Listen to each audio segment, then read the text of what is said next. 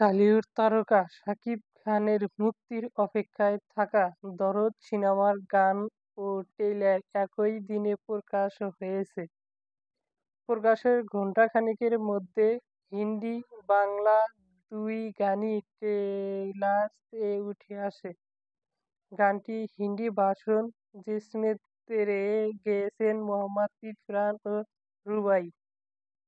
Bangla version এ ভাষায় লিখেছেন গীতিকার জাহিদ আকবর।